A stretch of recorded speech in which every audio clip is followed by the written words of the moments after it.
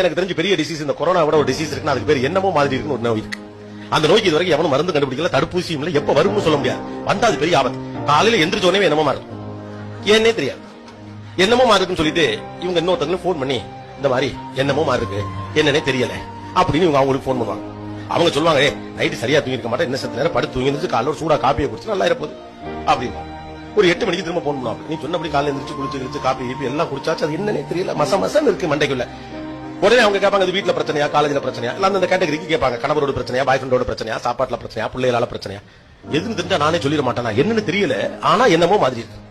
ஆனா ஒழுங்கா கிளம்பி வேலைக்கு போ, இல்ல வேலையை பாரு சரியாயிரும். ஒரு 11 மணிக்கு போன் பண்ணுவாங்க. திரும்ப நான் என்னென்னமோ பண்ணி பார்த்தேன், என்னன்னே தெரியல, என்னமோ மாதிரி இருக்கு. அப்ப அந்த எதிர்மனையில இருக்கவங்க என்ன சொல்லுவாங்கன்னா, என்ன மாதிரி காரணம் சொன்னா தானப்பா சொல்ல முடியாத தீர்வு, காரணமே சொல்லாம என்னமோ மாதிரி இருக்கு, என்னமோ மாதிரி இருக்குன்னா அது எப்படிதான் சரி பண்ண முடியும் அப்படின்னு கேட்பாங்க. காரணம் தெரிஞ்சா நானே கண்டுபிடிச்சு சரி பண்ணிட மாட்டான்னு கடுப்பாய் இவங்க போன வச்சிருவாங்க. ஒரு 4 மணிக்கு திரும்ப போன் பண்ணுவாங்க. இவங்க என்னமோ பண்ணிட்டேன், ஒன்னும் நடக்கல, என்னமோ மாதிரி இருக்கு, நீ என்ன மாதிரி பண்ணி தொலை. இவங்க வெறியாயிரும், கடுப்பாயிரும், போன வை. என்ன ரீசனே தெரியாம என்னமோ மாதிரி இருக்கு, என்னமோ மாதிரி இருக்கு, என்னமோ மாதிரி இருக்குன்னு சொன்னீங்கன்னா ஒரு மனுஷால என்ன பதில் சொல்ல முடியும் அப்படின்னு சொல்லிட்டு போன வச்சிருவாங்க. இவங்க வேலையை பார்ப்பாங்க, அவங்க வேலை.